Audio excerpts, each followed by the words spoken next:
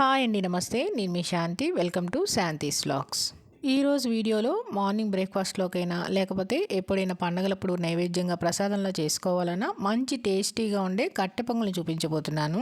ఈ కట్టె పొంగల్ని 10 నిమిషాలు ఇలా ఈజీగా కుక్కర్లోనే చేసేసుకోవచ్చు. చాలా రుచిగా ఉంటుంది. కొంతమంది కట్టె పొంగల్ని గట్టిగాను, మరి కొంతమంది పల్చగాను ఇష్టపడుతూ ఉంటారు కదా. నేనైతే కొంచెం పల్చగానే చేశానండి. మార్నింగ్ బ్రేక్ఫాస్ట్లోకి చేశాను. చాలా రుచిగా ఉంటుంది. ఇలా కొబ్బరి చట్నీతో సర్వ్ చేసుకొని తింటే ఇంకా రుచిగా ఉంటుంది. ఇంకెందుకంటే ఆలస్యం, కుక్కర్లో ఈజీగా చేసుకునే కట్టె పొంగల్ని ఎలా చేయాలో చూద్దాం. వీడియోలోకి వెళ్లే ముందుగా నా వీడియోని లైక్ చేయండి, షేర్ చేయండి, సబ్స్క్రైబ్ చేయడం మర్చిపోకండి. ముందుగా కట్టె పొంగల్ కోసం స్టవ్ ఆన్ చేసి స్టవ్ మీద కుక్కర్ పెట్టేసేసుకుని ఇక్కడ నేను ఈ కప్పుతో 1 కప్పు పెసరపప్పును తీసుకున్నానండి. ఈ పెసరపప్పు వెయిట్లో వచ్చేసి 120 గ్రామ్స్ దాకా ఉంటాయి. పెసరపప్పు వేసేసుకున్నాక మంటని లో ఫ్లేమ్లో పెట్టేసేసుకొని నిదానంగా మంచి వాసన వచ్చి రంగు మారేంత వరకు వేయించుకుంటూనే ఉండాలి. చూడండి, ఈ విధంగా రంగు మారి ఇలా బాగా వేగిన తర్వాత స్టవ్ ఆఫ్ చేసేసుకొని ఈ కుక్కర్ని పక్కన పెట్టేసేసుకొని ఈ పెసరపప్పుని బాగా చల్లారనివ్వాలి. పెసరపప్పు ఇలా చల్లారిన తర్వాత ఇప్పుడు ఇందులోకి మనం ఏ కప్పుతోనైతే పెసరపప్పు కొలుచుకున్నామో అదే కప్పుతో 1 కప్పు బియ్యం వేసుకోవాలండి. ఇవి మామూలు బియ్యమేనండి. ఇలా 1 కప్పు బియ్యం వేసేసుకొని ఇప్పుడు ఈ రెండింటిని కలిపి 2-3 సార్లు శుభ్రంగా కడిగేసేసుకొని తీసుకోవాలి.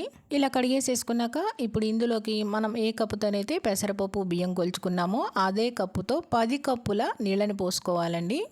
అలానే 1 కప్పు పెసరపప్పు, 1 కప్పు బియ్యం కదండి. ఒక్కొక్క కప్పుకి 5 కప్పుల చొప్పున నీళ్ళను పోసుకోవాలి. మొత్తం 10 కప్పుల నీళ్ళను పోసుకోవాలి. నీళ్ళు అనేవి ఇంకా పడతాయండి. కుక్కర్లో బాగా ఎక్కువగా పోస్తే పొంగిపోతాయి కాబట్టి ఇలా 10 కప్పుల నీళ్ళను పోసేసుకొని కుక్కర్ మీద మూత పెట్టేసేసి విజిల్ పెట్టేసుకొని స్టవ్ ఆన్ చేసి స్టవ్ మీద పెట్టి 2 విజిల్స్ వచ్చేంత వరకు ఉడికించుకొని స్టవ్ ఆఫ్ చేసేసుకోవాలి.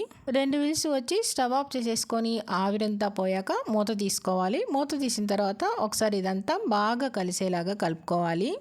అంతా బాగా కలిపేసేసుకున్నాక ఇప్పుడు మళ్ళీ స్టవ్ ఆన్ చేసి స్టవ్ మీద పెట్టేసేసుకుని ఇందులో మళ్ళీ మరో 2 కప్పుల నీళ్ళని పోసుకోవాలి.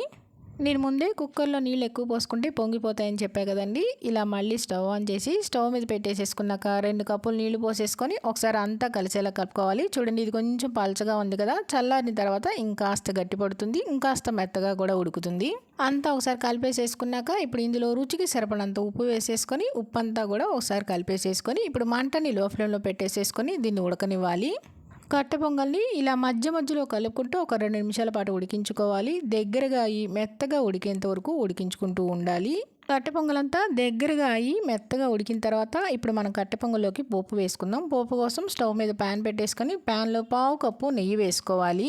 నెయ్యి వేసుకున్నాక నెయ్యి అంతా కరిగిన తర్వాత ఇప్పుడు ఈ నెయ్యిలో 4-5 స్పూన్ల జీడిపప్పు వేసుకోవాలి. జీడిపప్పు వేసేసుకున్నాక మంటని లో ఫ్లేమ్లో పెట్టేసేసుకొని జీడిపప్పు లైట్గా వేగేంత వరకు ఇలా వేయించేసేసుకోవాలి. ఈ వేగిన తర్వాత ఇందులో 1 స్పూన్ జీలకర్ర, అలానే 1 స్పూన్ మిరియాలు వేసేసుకొని ఈ 2 కూడా లైట్గా వేగేంత వరకు వేయించుకుంటూనే ఉండాలి. కొంతమంది అయితే పోపు కోసం నూనె, నెయ్యి 2 వేస్తూ ఉంటారండి. మిరియాలు, జీలకర్ర కూడా వేగిన తర్వాత ఇప్పుడు ఇందులో 1 ఇంచు అల్లం ముక్కని ఇలా చిన్న ముక్కలుగా కట్ చేసుకొని వేసుకోవాలి. అలానే 4-5 పచ్చిమిర్చిని కూడా ఇలా ముక్కలుగా కట్ చేసుకొని వేసుకొని ఈ 2 కూడా వేగేంత వరకు వేయించుకుంటూ ఉండాలి. నేనైతే ఎప్పుడు కట్టె పొంగలు చేసేటప్పుడు పోపుని నెయ్యితోనే వేస్తానండి. ఇవన్నీ ఇలా బాగా వేగిన తర్వాత ఇప్పుడు ఇందులో 1 గుప్పెడు కరివేపాకు తీసుకొని కరివేపాకు కూడా వేసేసుకొని కరివేపాకు కూడా వేయించుకోవాలి. కరివేపాకు వేసుకున్నాక కొద్దిగా 1/2 టీ స్పూన్ ఇంగు కూడా వేసేసుకొని ఇప్పుడు కరివేపాకు, ఇంగు కూడా వేగేంత వరకు వేయించుకుంటూ ఉండాలి. కరివేపాకు అంతా కూడా వేగిన తర్వాత ఇప్పుడు స్టవ్ ఆఫ్ చేసేసుకొని ఈ పోపును పక్కన పెట్టేసేసుకోవాలి. ఇప్పుడు మరొక పక్క కట్టె పొంగలు కూడా బాగా దగ్గరగా ఈ మెత్తగా ఉడికిపోయిందండి. చూడండి ఎంత సాఫ్ట్గా, చాలా బాగా ఉంది. ఇది కొంచెం పలచగా ఉంది కాబట్టి చల్లారిన తర్వాత ఇంకాస్త గట్టి పడుతుంది. ఇప్పుడు ఇందులో మనం పక్కన పెట్టుకున్న పోపు అంతా వేసేసుకొని ఈ పోపు అంతా కూడా బాగా కలిసేలా కలిపేసేసుకోవటమే.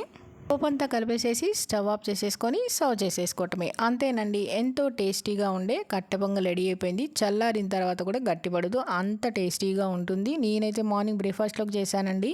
ఇలా కొబ్బరి చట్నీతో సర్వ్ చేసుకొని తింటూ ఉంటే చాలా రుచిగా ఉంది. మరి ఇంకెందుకన్నా ఆలస్యం, మీరు కూడా తప్పకుండా ట్రై చేయండి. ట్రై చేసి మీకు ఎలా వచ్చిందో కింద కామెంట్లో తెలియచేయటం మర్చిపోకండి. అలానే కట్టె పొంగల్ వీడియో మీకు నచ్చిందా అండి? నచ్చితే కనుక లైక్ చేయండి, మీ ఫ్రెండ్స్కి, రిలేటివ్స్కి షేర్ చేయండి, సబ్స్క్రైబ్ చేయండి. మరిన్ని అప్డేట్ కోసం కింద బెల్ ఐకాన్ని క్లిక్ చేయండి.